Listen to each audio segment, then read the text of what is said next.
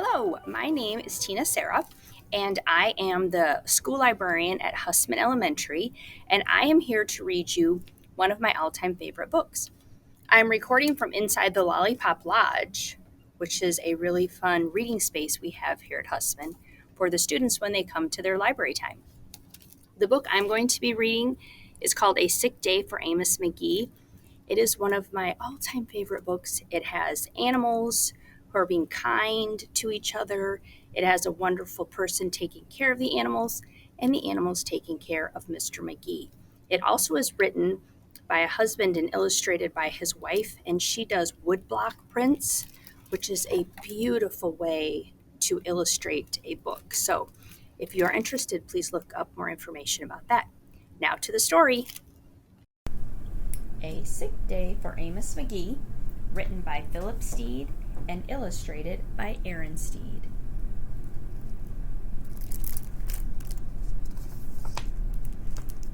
Here's the title page, and keep an eye out. This red balloon will show up a few times in the book. Amos McGee was an early riser. Every morning when the alarm clock clanged, he swung his legs out of bed and swapped his pajamas for a fresh, pressed uniform. Look at the little mouse down here. The little mouse holding the alarm clock. I wonder if that mouse helps Amos wake up in the morning. He would wind his watch and set a pot of water to boil, saying to the sugar bowl, "A spoonful for my oatmeal, please, and 2 for my teacup." Belly full and ready for the workday, he'd amble out the door.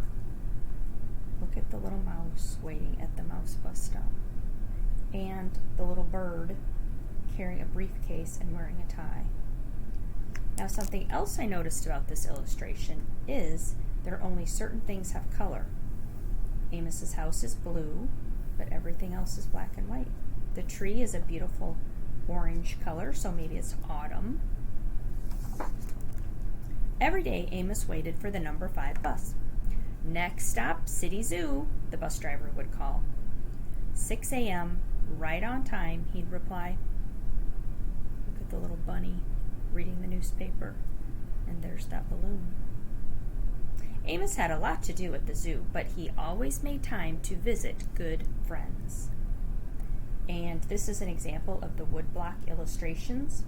What they do is they carve things out of wood, then put paint on the wood and stamp it onto the page so you can kind of see the wood grain in the images, which is beautiful.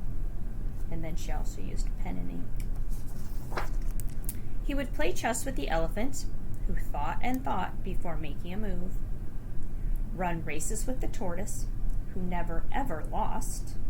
Look at the little animals cheering them on. Hooray! Sit quietly with the penguin, who was very shy.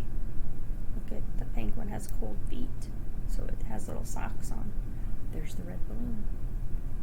Lend a handkerchief to the rhinoceros, who always had a runny nose. And at sunset, read stories to the owl, who was afraid of the dark. Look at the little birds listening. One day, Amos awoke with the sniffles and the sneezes and the chills. He swung his achy legs out of bed, curled them back again, and said, "Oh, I don't think I'll be going to work today." Meanwhile, at the zoo, the animals waited for their friend. The elephant arranged his pawns and polished his castles. The tortoise stretched his legs and limbered up for another race. The penguin sat patiently all by himself. The rhinoceros worried that his allergies were worsening. The owl perched atop a tall stack of storybooks, scratching his head with concern. "Where is Amos?" the animals wondered. It's a tall stack of books. I hope they have that many books in every zoo. Later that day, the animals are leaving the zoo. There's the balloon. Look at the penguin and the elephant are holding Flipper and Trunk. That's so cute. They are waiting at the bus stop just like Amos. There's the balloon. I can't tell if the penguin is catching it or letting it go. They all got on the bus. Can you imagine if you saw a bus drive by with an elephant, rhinoceros, tortoise, owl, and penguin in it? There's the balloon. Like the penguin caught it. I don't know if you can tell, you can really see the wood grain in this wood block print. Hooray, my good friends are here. They all came to visit Amos. Usually Amos visits them.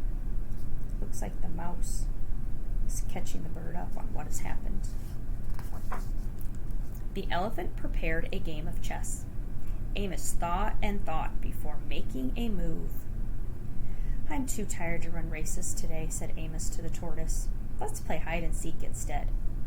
The tortoise hid inside his shell. Amos hid beneath the covers. Not the best hiding spots, are they? Amos yawned. I could use a nap. The penguin sat quietly, keeping Amos's feet warm. Achoo! Amos awoke with a sneeze. The rhinoceros was ready with the handkerchief. Look at the penguin knows what it's like to have cold feet. Those little socks. There's the balloon. I'm beginning to feel much better, thank you, said Amos to his friends. He swung his legs out of bed. Perhaps we'll share a pot of tea. Look at how talented this tortoise must be. This tortoise can carry a tray full of tea and maybe cream or milk and honey on a tray balanced on his shell.